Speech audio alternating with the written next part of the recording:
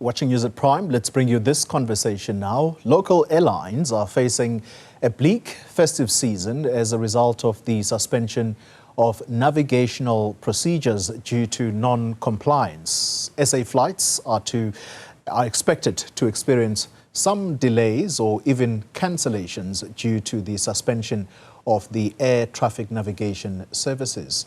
The country's airports missed a deadline to review and change flight procedures. To tell us more about this and what this means, we're joined in studio by Mphilo Dlamini, who is the Air Traffic Navigation Services Head of Corporate Affairs and Communications. Mr. Dlamini, good evening to you, and thank you very much for your time. Let's start with these flight instruments that have been suspended. What is the earliest that they could be brought back to service? Thank you so much, Xoli. Let me first and foremost explain to the viewers that the instrument flight procedures were suspended in some of the airports, not all of them. They were suspended around July. The reason for the suspension is for safety reasons.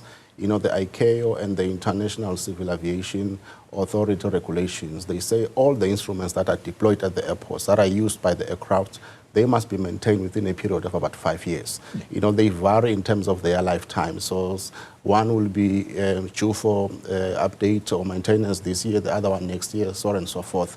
So we are doing a lot of work in trying to bring them on board, those that were suspended, but a number of them now, they've been, the suspension have been lifted and they are in operation. I think the biggest issue that we have had in the past few weeks and past few months has been around the coastal airports, you know, your East London, your Mthatha, your George, because, you know, those airports, they are actually vulnerable to bad weather conditions. Yeah. So those are the ones that have been affected, because if the systems are not in place, the instruments are not in place, you know, there is what is called the visual operation of the aircraft, which means that you can't operate the aircraft, you can't land or maybe take off with the aircraft if in case of inclement weather patterns. So this is why the situation is like this. Those coastal airports, are they the ones that are severely impacted? Even suggestions being made that the updating of these instruments could be as late as December next year. So we have got what I can call a comprehensive turnaround plan that we have put together, you know, in consultation with the industry.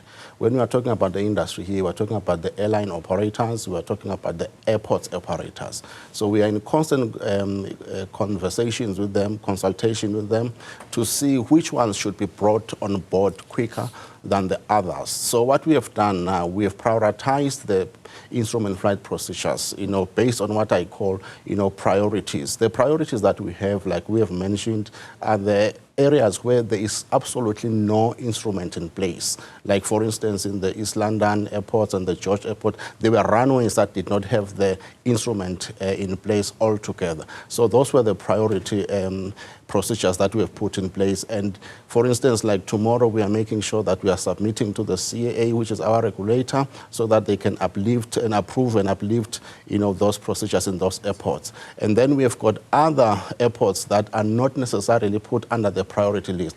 Why are we doing that? We are doing this because, as we have mentioned, peak season is upon us. You know, by the end of November, beginning of December, school holidays, rainy seasons, holiday makers, you know, are traveling. We want to make sure that by the time that period arrives in South Africa, we are in place with all our procedures, especially the priority procedures. There are areas where you find that the procedure is not there, but we have got what is called an exemption from the CAA, which is called alternative means of operation or compliance. So we will have that in place. So there is no panic that we can actually put in the aviation industry, in the holiday industry, the tourism industry around this period in terms of the instruments. By and large and in the main, they will be operational, they will be in order, especially in the airports that I've mentioned, the ones that were giving us a lot of trouble. All right, I'm going to be more specific here. Let's deal with these two airports you have mentioned, George and East London. Yes. What's the situation there right now? Because East London was actually one of those that we even broadcast from because of the complete cancellations that happen? Sure. East London, there are 2 runways, runway 29 and runway 11.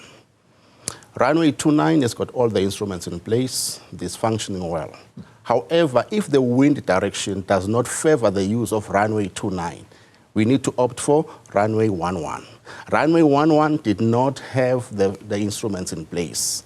That's the instrument that we are submitting tomorrow to CAA for approval, so that they can be redeployed back for operation. Going to George. George has got also 2 runways, runway 29 as well, and also runway 11. Yeah. Runway 29, every procedure is in place. Runway 11 in George is actually going through a process of validation and approval from CAA. It was coincidentally submitted just yesterday. So by the end of the week, probably we might have a response and outcome from CAA that it has been approved so that it can be uplifted. So when we have runway 29 and runway 11 in place in terms of the procedures, then we are not going to have any challenge. And as I'm saying, this is work in progress in the immediate, not even in the short term, in the immediate. Things are working around in terms of getting those approvals for those instruments.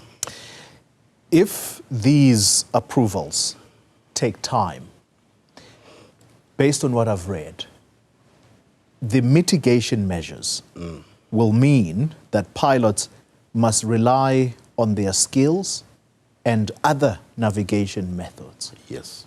Practically speaking, what will pilots be forced to do if they have severe weather conditions or they are faced with severe weather conditions, but they have passengers on board and they have to land at these airports? What is good about what we have done, it's not that we are already praising ourselves, but we have actually developed what I call a comprehensive turnaround plan around, putting these instruments, flight procedures in place. The second thing that we have done what is called a risk mitigation plan around that. So one of the things that we have done around the risk mitigation, we have categorized the airports, in terms of the large airports like your OR Tambo, your Cape Town, to say in the event there's adverse weather for that particular airport, what will happen? In the event there is adverse weather in the smaller airports like your King Paulo in East London and your George, what is going to happen? So we have actually socialized that risk mitigation plan with the industry. The industry are the people that are running and operating those type of operations like your pilots and stuff. So they have got what is called the risk mitigation plan. So we have got systems in place that in the event that is going to happen, what next should happen? However, there is no safety concern that should be on the table. I want to allay that, in terms of that, like I'm saying, we also have what is called alternative means of compliance. So safety concerns are not going to arise when it comes to the risk mitigation plan that we have developed, so that we cover that, yes. And that's exactly where I was coming to, because the country's air safety record is unmatched. Yes. We have not reported, for as long as I've been a reporter, I don't remember an air crash accident. But could they potentially increase that risk if not sorted out soon? Not at all, not at all. It is not going to increase that risk.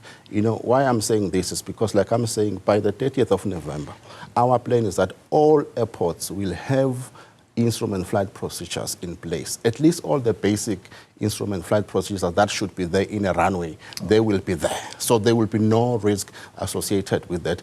If that particular runway does not have an instrument in place, we have got what is called an alternative means of compliance that is actually covered in terms of the regulations that we are going to use to deploy in place. So I think all types of risk, they've been covered by our plan and our risk mitigation plan that we have developed, not as ATNS alone, but with the industry. And it has been endorsed by the industry, and it's also been endorsed by the Department of Transport.